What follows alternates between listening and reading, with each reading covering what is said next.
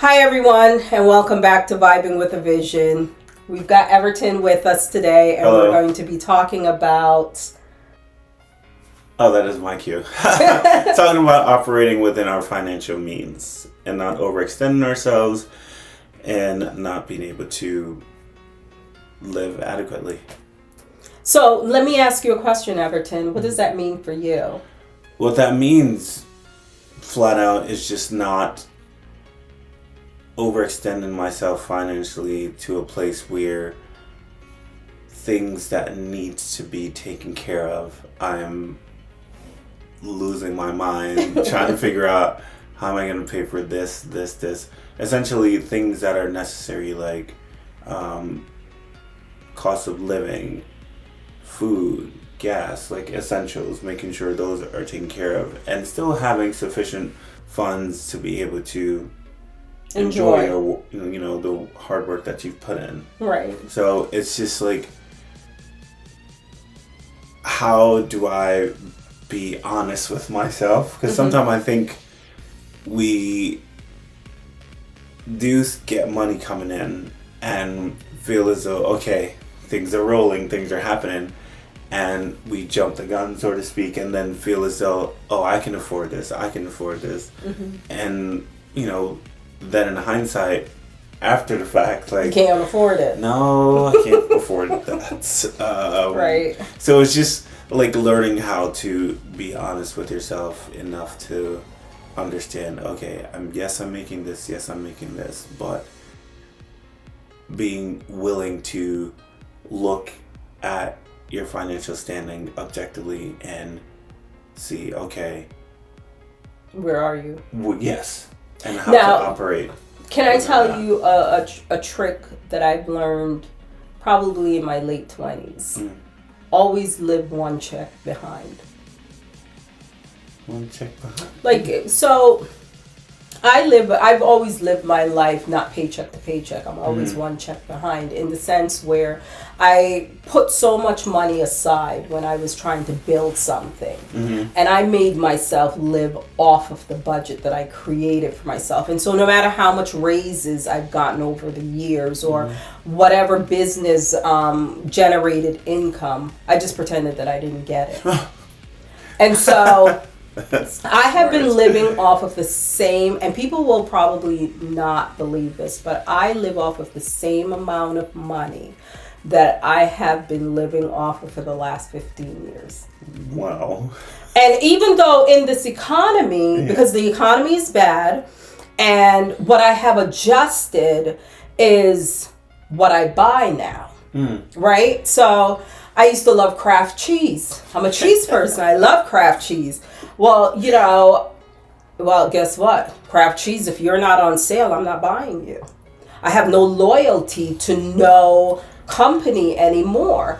I go where I can afford. And so if I've been paying $100 for my cable bill, the day that Optimum decides to raise it is the day I'm walking. Now, they can either try and keep me and negotiate with me to say, okay, Miss Lecky, you've been with us. If you can't do that, I'm going over to the next person. I have no loyalty to nobody but my pocketbook. So I'm not looking to adjust my income to fit what's going on in the world. The world has to fit into my income that I've created for myself. So if I need to, eat oodles and noodles this week, that's what we're going to do. We're going to eat oodles and noodles. But I'm not going to, because steak is high.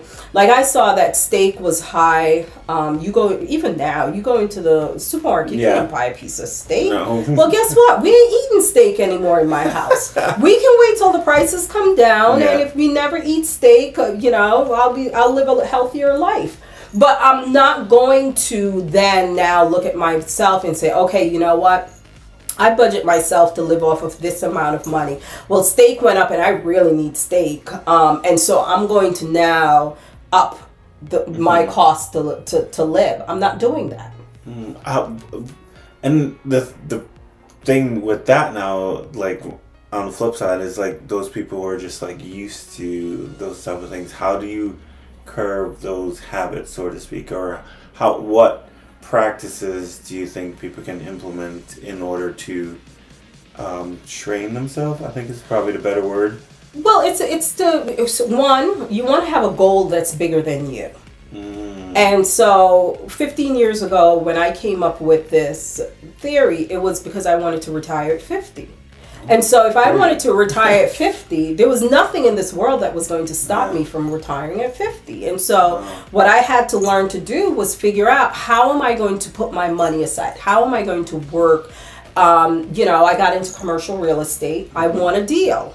Well, when I got into commercial real estate, 15 years ago, nobody wanted to give somebody who didn't know anything about commercial real estate a loan. I had to save my money, and then I had to go to investors and be like, hey, I've got this really plan. I'm a really good person. I got good credit. Yeah. And I had to solicit investors and ask them to help me. But because I was already have a financial behind me that says, hey, I'm not a spendable person. You can look at my finances. Investors were okay with taking the chance on somebody like me to say, oh, well, yeah, you look like you've got some money in the bank. You look like you're on your way somewhere. I'll lend you this money, but let me tell you what the, and the terms are. And the terms were high because they were private lenders, but the bottom line is I bought my first place through that. But I did it because I got my 20%, not because I was, eating and adjusting my... Right. I was determined that I was going to set these goals. And one of the goals was I'm going to retire at 50, and there was nothing that was going to stop me from becoming... And when I say retire at 50, I don't mean... I guess I should call it financial freedom. Retirement at 50 didn't mean I stopped working. It just means I stopped working to pay bills. I now have passive income that pays my bills, so I can go out and I can do whatever I want to do. So, you know what? My cost to live is so low because guess what? I've been training my brain for the last 15 years that when it was time to retire, I'm like a pro at this, right? So therefore, I looked at it and said, okay, you know what? I have this much money coming in. It's passive income. I don't live like I have no sense. And now I'm not a rich person. Right. I'm not rich, but I don't live like I'm rich. Yeah. I mean, now I have a few coins in my pocket, and I still live like I don't have any coins in my pocket. Still drive an old car, and I'll drive the car until it stops. And I'll tell you, one day I'll tell you. My idea of when it's time to buy a new car, what I do in regards to buying a new car, because that's also a strategy that is worth. Every part of your life has to become a strategy when you're trying to work against a system that's designed to make you fail. And so, one, I'm an immigrant. Second, I'm a woman. There's nothing here that says, hey, Denise, I'm going to give you a leg up, regardless of what America wants to think. Social service was not standing at the boat when I came off of it. They bypassed me and my family. We had to work to get our money here. Right. And so because of that, I've just always learned that you have to always be one step behind, not one step ahead. And I think a lot of people, they live paycheck to paycheck, or they live one paycheck ahead. Right? Because they're always one paycheck ahead because they've spent that one paycheck already. Yeah. Right? Without realizing that they're not just even that paycheck to paycheck anymore. They've used up that paycheck ahead of time. They're in the negative. So that's how you kind of have to kind of play this game where if you want better, right? The whole idea in math, any which way you want to put it, is it's either you're going to make more or you're going to spend less. Pick your poison, right? If you're going to make more, you have to figure out a hustle that's going to bring more money in. So how would you go about setting up, let's say, plan or a formula rather to figure out what I need to do or what I need not to do. Right. In order to work within or live within my actual means and not jump the gun, so to speak. Well, first, financially. you have to be honest to yourself, right? Where are you financially? Right? A lot of us lie to ourselves about where we are. Or some people just don't even know where they are financially. Truly. And so I think the first thing you have to do is get honest with yourself. By doing that, you also want to, and I encourage this a lot, if you take 3 months of your bank statements or credit card statement, whatever you live off of, and you do a needs and wants, you get a highlighter, you highlight all of your needs is blue, all your wants is yellow. Yeah. And you can determine, do you have an income problem? Is it that you're no matter how much you make, your cost to live is just way more than what your income is? Or do you have a spending problem? You make good money, but you spend it on shit. Yes. And therefore, that's good. That's good. You don't have. So you have to know where you are. That's going to be hard. Where you are. And once you determine where you are, then you know how to fix the problem. Because if you go to the doctor, they're going to do tests on you to determine what's wrong before they give you a plan. And so I would say to you, figure out which one of those brackets you fall into. Do you need to go out there and get a side hustle? Do you need to go to your employer and ask for a raise? What do you need to do to bring up the income? Or is it that you just need to stop with the Uber Eats and and the new phones? And the takeouts. And the takeouts and all those wonderful things. So I definitely think that that's where you want to start. Okay. And you have to, you also, I'm a goal-oriented person, so putting a goal ahead of everything was very easy. If you say, you have to think of something that's really important to you. Like it's your thing that there is no, there's no moving you off of this. Yeah. And once you figure that out, let's say for instance, you say to yourself, you know what? I want to own my own building. I want to own a boat. I want to, whatever it is, right? As long as you make it bigger than yourself. Yeah. Right? If you at one point I remember when one of the biggest goals for me was to own a house. That was a big goal of mine. Then the next goal was to put my kids through college because I didn't want my kids to have student loans. And so that became a goal. And so as long as there's a goal that for me that is bigger than me, I'm working towards it, right? And so if you can put something that is just above it, that when you go to spend money on stupid stuff, that goal will stop you in your track, and it will be so important that you're like, yeah, it ain't worth it. Right. Now, like is this really worth it? Like, I'll tell you what I do at TJ Maxx, because I'm a big TJ Maxx Marshalls shopper. And I'll walk in, and years ago when I was a young girl, I would walk in and I want that. And I would walk out and I'll get home and I had buyer's remorse, right? Because I don't need half these things and I'm not a clutter bunny. Yeah. And so I would toss that after 6 months. If you haven't used it, you gotta toss it. And so I would be tossing things all the time because I'm a tchotchke gal too. And then finally, when I decided that I was really going to, get about my finances, I started building up these little roadblocks for me, right? And one of the things that I do is if I don't have at least an hour or two to spend in a store, I won't walk into the store. That's the rule. Because by the time I walk around the store for an hour and two, the impulsive, that feeling of I want this, I want that. It's like, do you really need this? Do you really need that? But again, it comes from knowing yourself. It comes from being honest with yourself. And so I can talk myself out of it just like how I can talk myself into it. And so I would say, again, if you get right with yourself, if you're honest with yourself, if you know your personality, then you find things not to go against your personality, kind of work with your personality. You know, how do you, if you, you know, why is it that you struggle with your finances? If you were to be honest with yourself. I see. Like, is it that you spend money where some people like to take care of other people?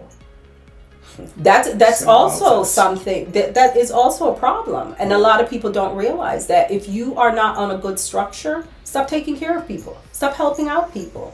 You can't help people and you're drowning, right? Because then everybody's drowning, and then 20 years down the line, you're all still drowning because nobody laid a foundation. Because the time that you should have taken to lay that foundation, you were helping someone else. You were helping someone else. So you at some point you have to be selfish and say, let me build myself first, and then let me help other people around. But you can't be building and helping and building and helping. Before you know it, you're still building, and it's 20 years later.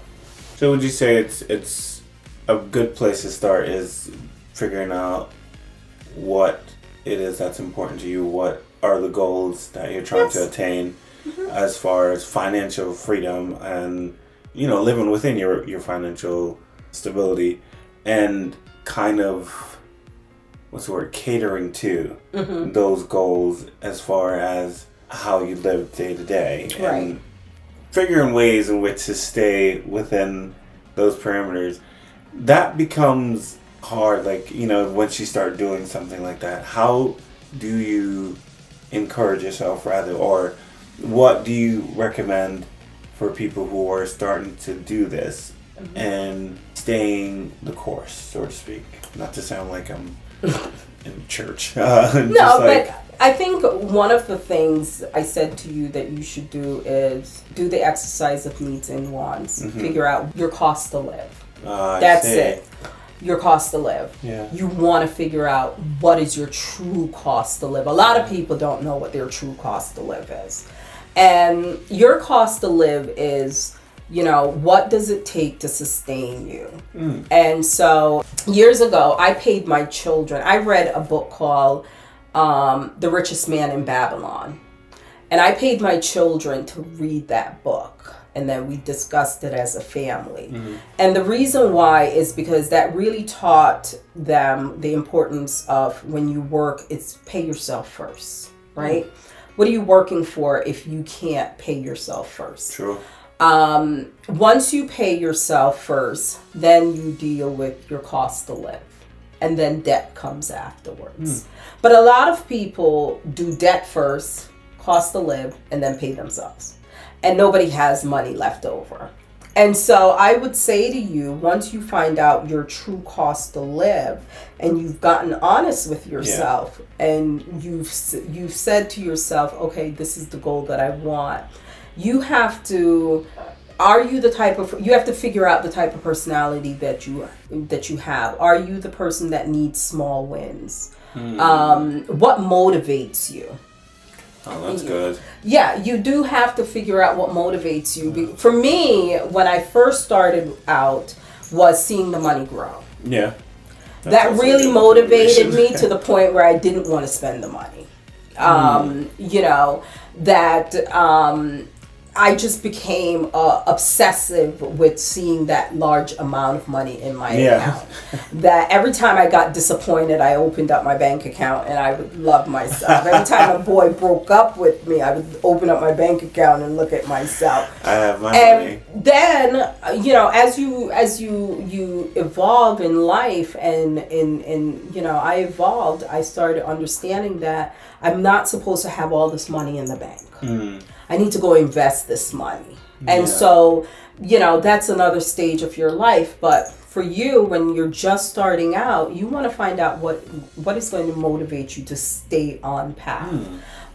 It's really hard nowadays, I feel, with the peer pressure that's around with everybody. But, you know, one of the things I would tell people is, all that glitter is not gold. And half these people, like I watch on YouTube, I see a lot of people on YouTube, and they're telling people how to get rich. But they themselves have not been rich. They're not rich, right? If you were to look at the statistic of America and see how many people are above $250,000, and I'm not saying who made 250, who I'm saying your net worth is above $250,000 a year according to IRS. That's like 10% of the country. Really? It's a very small percentage. So a lot of people that you see that is driving cars, that once I became a financial coach, I realized people have what they can afford, what they like, and what they can pay for. Not what they can afford, but what they can pay for. And a lot of people drive nice cars and they can't afford it, but they can make the payment. But if they lost their job tomorrow, that car would get repoed. If disaster happened, they're tight. They're eating oodles and noodles. And so I've learned that you can't watch what other people is doing, because you yourself, you don't know what they took to get there, right? What they sacrificed. Like, quick story, when I was a young girl, everybody around me is getting married, right? And I call my dad. I've been to like 5 weddings that year. And I pull into my driveway, it's 2:00 in the morning, and I start bawling my eyes out, and I call my dad up. I'm like, how come nobody's wants to marry me? And my dad says to me, Denise, cut the shit these women do to hold their man. You're not doing it. Exactly. So what are you crying for? He was like, get off my phone and call me in the morning. Funny. And I applied that to my whole entire life, because it is true. What other people is willing to do to get to where they're going, I'm not willing to pay that price. I'm not willing to do it. And so I can't be mad if I see you working 24/7 and you got to where you're going. I'm not mad at you, because I probably don't want to work 24/7, right? I can't be mad at you. So at the end of the day, you can't look at people online or even amongst your peers and think that they are at somewhere in life, and you think that somehow you want to get there, or you envy them to get there. Let this process be your journey. And it's about your happiness and owning who you are as an individual, not you as a pack. Because you as a pack is like a group of people, and everybody is like, showing off, but nobody has anything. And I see a lot of those. Like, everybody, look like they're all doing well. But sit them all down individually and rub them together. They can't even pay for dinner. Are you kidding me? That's why I'm saying there's way too many of that. Yeah, no. But I believe that if it's all about you, and it's you looking for financial freedom for yourself, you'll be honest to yourself. You'll block out the noise. How do you block out the noise? You have to make something bigger than yourself. You have to have something that is bigger than yourself, because the devil will come, right? And he'll send people with nicer things that he knows you want, and he'll send them to you, and it'll look like it's easy for that person to come off of, but it's not easy. They paid a price for it that you're not willing to pay. So it's all about getting right with yourself, understanding yourself. Why are you doing this? Is it to, show off? Is it to make money to show off? Is it to really build wealth for you and your family? Is it for financial freedom so you can go do whatever you want to do? Like, my son is 27. By the age of 30, my son will have financial freedom. Right? That's awesome. Yeah, because at the end of the day, he understands cost to live. Get something to pay for your cost to live. Find something to pay for your cost to live. And right now, he's a young kid. He doesn't have a lot of debt. He hasn't bought into all of the hoopla that's out there. No, he doesn't have credit card debt. He doesn't have all those things. He's got a mortgage, right? And I said to him, listen, You come home, you live for about 3 months, rent out your condo, and then pull out the equity out of it. Let's go buy another one, and we're going to rinse and repeat until it can pay for you to go do what you want to do. And it's that simple. It's not hard. It really isn't. If you start at the beginning, if you start with clean slate, it's really easy. It's when you get into your 30s and your 40s that it becomes harder because you've developed bad habits. You're trying to, you're trying to do something now with yourself. Yeah. And, you have to think about the fact that, you probably weren't taught all of this. Yeah. And so you're like you're like behind the gate at this point. Your developmental stage is like back there, and then trying to get back there to reassess and trying to break habits and formulate new ones. It's like you're so used to this way, and how you handle things may not be the best way, but this is what you know. Right. So it's just like, how do you break those norms and expose yourself to different ways in which to handle money? Okay. And so, how are you going to start now? I mean, definitely just being, honest with myself as far as what are my expenses. My true expenses, I should say, rather, if I'm quoting you correct.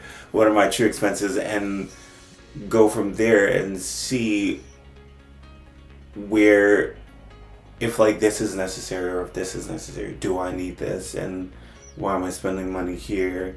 All of these streaming services, right, of which I recently even realized I had a streaming service. I was like, I have not even gone on this streaming service, but monthly, like clockwork, they're taking money out of my account, and I was like, you know what, cancel.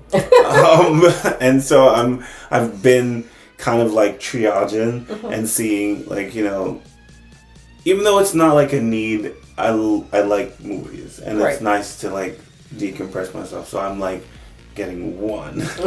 Then I would look at like other things like monthly expenses, as far as like rent, gas, car note, insurance, making sure those things are allocated, and knowing that these are greater needs. Now let me ask you a question. Do you ever think about reevaluating things? Like, oh yeah, you get on your cell phone bill, you can renegotiate that. You can call your company. I have Verizon. I've had them for over 20 years, and they're very good when it comes to me calling them and telling them that, listen, my plan is getting too expensive. Do you guys have any specials? And, they are one of the good things about Verizon, not that I'm endorsing Verizon or anything, but I have been with them for 20 years and I do like them. But, one of the things that they do is they're very good to their loyal customers, right?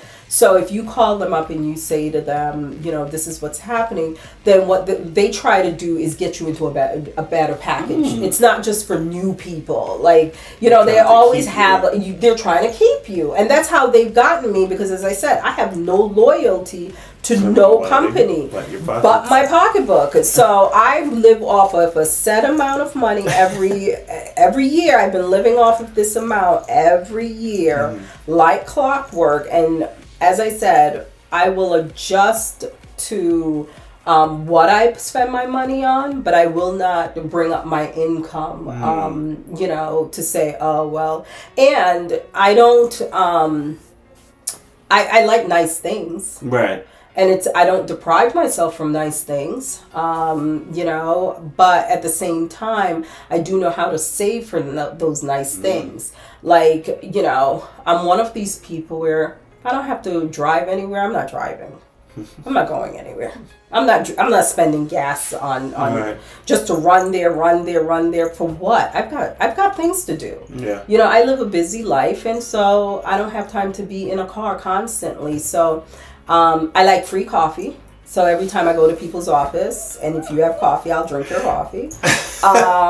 There's just certain things about me. And so I say that to say I have a personal budget for my personal self that I buy my lunch, I buy my gas, if I want to go to dinner once in a while, I have that. And so every month I give myself a personal allowance. And in that personal allowance, if I don't use it up, and I rarely use it up, I move it over to the next month. And then I move it over to the next month. And then Neiman Marcus is having a sale. Oh, jeez. And, there's a sneakers that I want, or there's a coat that I want. Yeah. And I don't have to go, I'm going to put it on a credit card. I just go to my allowance that I've been kicking, snowballing down the line. And it's getting bigger. And it's getting bigger and bigger. And so now I can take That's it and smart. say, okay, I'm going to use it to buy this. And then we start all over again. So I'm not quick. I have a credit card and I can swipe and swipe. I don't swipe. I don't put anything on that credit card except for I have like little each credit card that I have has a task. And the task, everybody's assigned a task. That's how I do everything. I'm not spending. We have one card that we spend on gas because I get mileage points and all those wonderful things. And then I have one that I spend at the grocery store, and then I have one and then at the end of the month I pay them all off. Wow. Yeah, I'm not carrying any balances. I'm not paying interest on anything, and I don't need a perfect credit score to the point where I'm going to be like, oh yeah, da da da. Nope, not doing it. I'm not spending, I'm not giving you not one penny. Not one penny am I going to give you just to get $30 from you. Because that's what a credit card is, right? They say to you, I'm going to give you $100. But next month you have to give me $130 back. Yeah, pretty much. So you want me to not only give you the $100 that I just borrowed, but more. A third. And then every month you're gonna tack on and tack on and tack on. Yeah. So it's as I said, this system is not designed for you. Have people who think they can and then take out these credit cards. I just have one too myself, and I'm just like, that's it. And I'll be done. But it's also one of the things for me when I've first started figuring saying to myself, I want to get better at money, of handling money, and I know there are times where I will get in my head, okay, I want this, and I would want it in a way where it's like justified to get it. And it's like having to tell myself, do you need this? Is this a need, or you just really, really want it because you actually have the money where you can? So it just reminds me of what you said earlier. It's just like being honest with yourself enough to say, okay, you really want this, but it's not necessary. It's not a need in order for you to survive. Right. And I think it's when I put things in that perspective, like, is this, helpful to my survival? Right. Or is this more of a deterrent and it's going to cause stress on your pockets that you don't want to incur? So it's just like... Can I tell you a secret? Yeah. There's always a sale. There's always a sale. I mean, there's always a sale. Truly. And so once you realize that everything that you think is urgent, it's not. It's really not. It takes away, that feeling. Yeah. Of urgency. Because guess what? It's almost like, see, I don't know, you're probably too young to remember, but Macy's is always having a one-day sale. It's always having a goddamn one-day sale. What's up with that? And so because of that, because of that, I realized that there's always a sale, and if I don't catch it today, I'll catch it tomorrow when I have money. Yeah. But I'm not going to put myself in debt. I'm not going to swipe a card just so that I can have it, because it's going to be on sale tomorrow, and if it's not, then it's not meant to be. I'm also a spiritual person. I'm like, God did not want me to have It's not my time now. God did not want me to have that. So I'm gonna let that go. Yes. If it was for me, it would come back It around. will come back around. And the time it comes back around, you'll have it. There you go. But not right now. Right. That's hard though, because sometimes it's. It is hard, but but again, I believe if you attach what it is that you're trying to do. See, the problem is you don't have a goal. You don't have a purpose. If you had a purpose of what you wanted to do with that money, right? You would then think twice, because the question would always come up that you would ask yourself. House or burger? House or shoes? House or whatever the goal is. It doesn't have to be. Like for me, it was back in the day. House is a goal. Yeah, when I was buying my first house, it was really important because I didn't want my children to grow up in an apartment. Yeah. And I wanted my children to grow up in a stable environment, and so I needed to buy a house. And so the question always became house or this.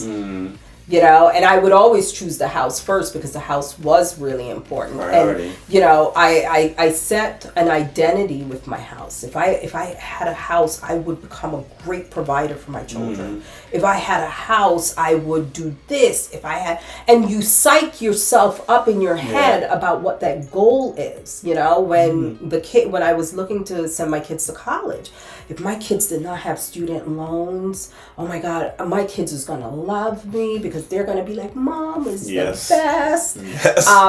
You put an identity, what feeling it is to be able to send your children to school and not have to put them shoulder the burden of student loans and things like that. So it's for me, I started becoming like putting a feeling behind my emotions, got involved in it because it became a part of who I am.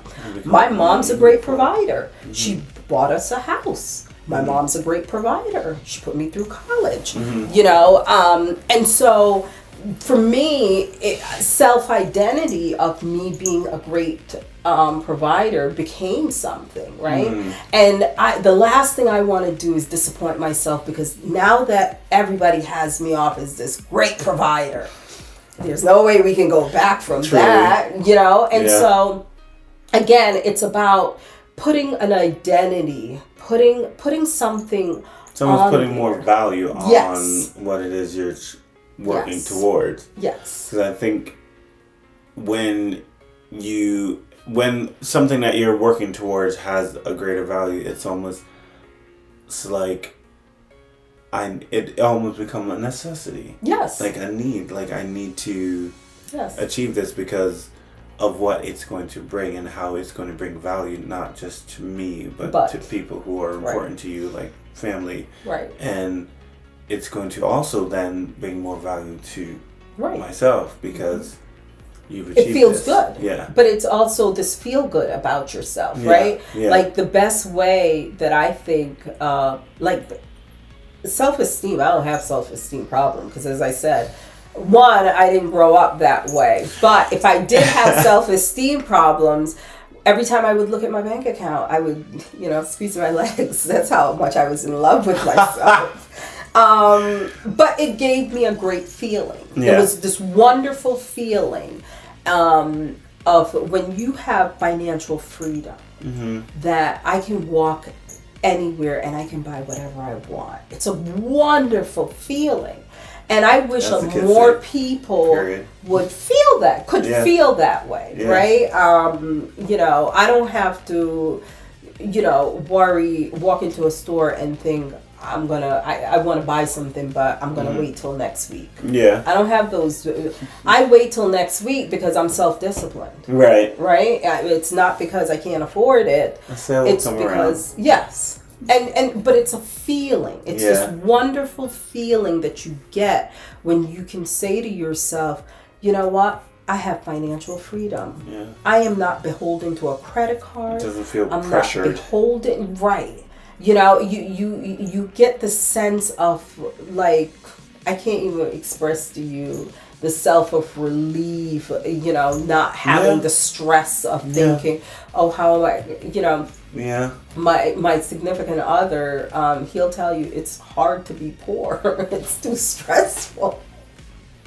It really, truly. It builds up so much stress because you're constantly worrying about paying a bill. And so, you know, one of the things that I try to say to people is that financial freedom, try to attain it. Mm-hmm. You know, don't live in the moment where you want to eat everything right now. You know, there's an old Jamaican saying, greediness to a puppy.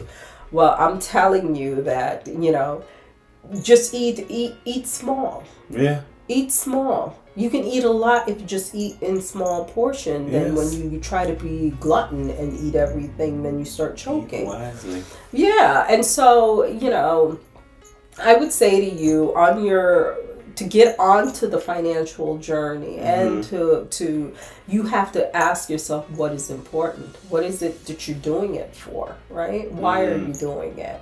And set a goal. Identify it with something. You know, I'm doing this because, you know, it'll help me do this. It'll help me travel more, and I won't have to live in this country. I can when attaining this, what are some of the perks, if you will? Right, you're attaching it to something. Right, you're attaching it to something. Like, let's say, for instance, you said, because my son have said he wants to do nothing but travel and live in different countries. Cool. Right? Same. And I've said to him, you can do that. Mm-hmm. But now you need to go figure out how to get a passive income that people is going to pay you to go do what you want to do. And that's all you have to do. Right? Because that's something I've been thinking about too. And so if you said, you know what, Denise, I want to travel and I want to do this, and this. How do I do this? Mm-hmm. And you have to start with something. Mm-hmm. And let's say you decide that you want to, save up X amount of dollars. And you attach it to the fact that, you know what, once I get this money, I'm going to be able to do this, and this with it. And I'm going to be able to have my financial freedom where I can travel. And I don't have to worry that, oh, I've got to pay this bill, I have to pay that bill or something. It's having an imagination and then almost living to that imagination, putting steps in place that allows you to go where your imagination has taken you. And if you say you want to travel and you don't want to live in this country and you just want to come and visit, that's something what my son says all the time. He wants to live in Japan for 3 months or 6 months and do whatever he wants to do. Yeah. Well, the question is, well, how are you going to do that, buddy? If you're not working, something's got to work for you. So you now need to go find a business, right? It's either you're going to have a business that is making money, passive income, or you can get some properties and you can get a property manager and you can rent out those properties and have those properties take care of you. Either way, you have to attach whatever it is that you want to do. You've got to have that goal, because if you don't attach it to something, you will never find time to save. Every opportunity that comes, oh, let's go to Mexico, let's go eat out. You'll attach yourself to it because you yourself is an aimless person who has no goals that you no directions. Right. And so as a result, you don't have anything. So every little idea. But you have all this. You've got these great things that you've done. Yeah. But then your future self happens, right? And what happens when future self comes, and you're not prepared? Yeah. And you see a lot of seniors, they can't live off of their Social Security, and it's a sad situation, but they were living in the moment and they didn't plan for the future. So sometimes it's not even just about the right now or a few years down. Sometimes you have to look at your older self. Yeah. What's to come? How are you planning on living? Should you push past a certain age? How do you do that? And so I've come to realize that you either work hard now, play later, play now, work hard later. But at some point in your life, you gotta have to be working hard. You gotta pay the piper. Excuse me. Pay the piper. That's funny. Yeah, no. Because there's no such thing as you're just gonna unless you were born with a gold spoon in your mouth, or you were born, lucky. Yeah. There's no such thing as you just la-lying through life. At one point, it catches up with you. It just catches up with you. Truly. And so, you've got the lesson. You know what you need to do. Yeah. And it's all about now working on yourself, because self-awareness is it's a wonderful thing. It is. So, Everton's got a lot of work to do. I do. I got homework. He's got homework, so he's gonna come back and tell us how he's been doing. I'm a good student. We'll be the judge of that if he's really a good student. I almost went into patois. I mean, no, seriously, because these are all things I've been mulling over myself. Because it's like, and one of the things too, one of the drive, honestly, is just seeing even, within my own family, and people who are older than me, like uncles, who should be much more stable financially, are not. And I don't want that for me. Yeah, but you have to give them grace. Right, but at the same time, it's like learning. Because a lot of times people you don't know what you don't know. That's right? True. And if they weren't taught, you can't teach what you don't know, right? And one of the things, like when my kids were younger, I did make sure that I have the conversation with them in regards to money, because, when I was growing up, I at least saw my dad budget. No. Because my dad does underground irrigation. He owned his own business. He does underground irrigation, and it's seasonal. And so my dad had off seasons, and during off season we had to live off of his checks. And so that's where I know, I've seen my dad budget. I've seen how. So he didn't have to sit me down to say to me, this is what's happening. That was an example. We knew just based upon, how he behaved with money was how, we understood how to behave with money.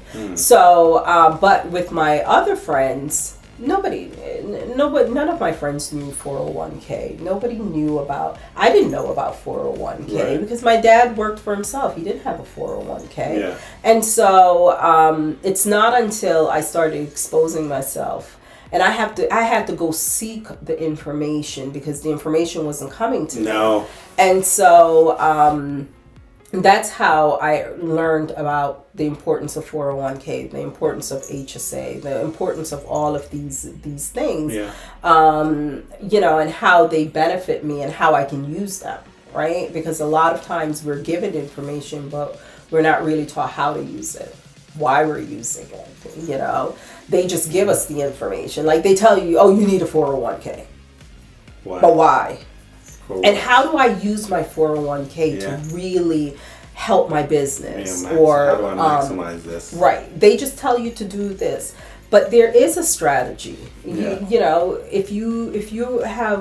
a W-2 person and you have a 401k, chances are your company has people who can sit down with you and tell you about your 401k. They can tell you how your stocks are doing right now or your investments are doing right now, and they can make suggestions of what bracket should you be in.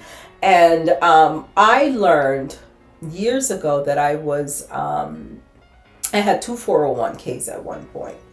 And I learned that it wasn't a good thing. Oh. It wasn't a good thing.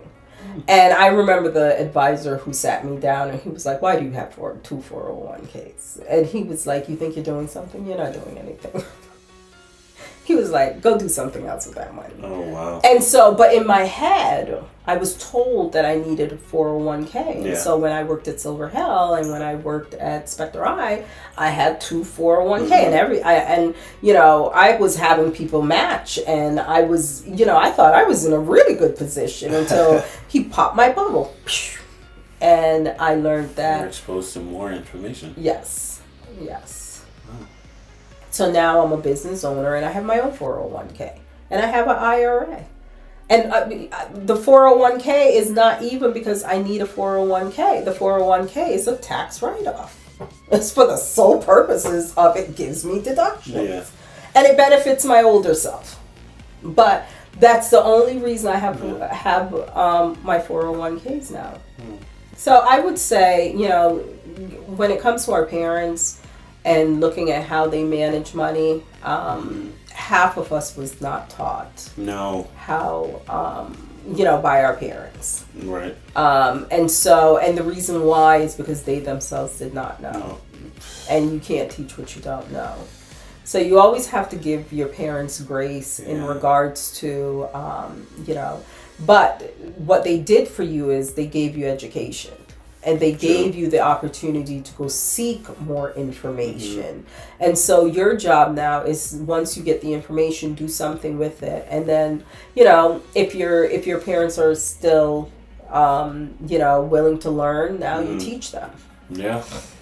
All right, everyone. Well, we will have to see Everton back here and figure out how Everton is doing. I'll bring back a report card. You'll bring back a report card.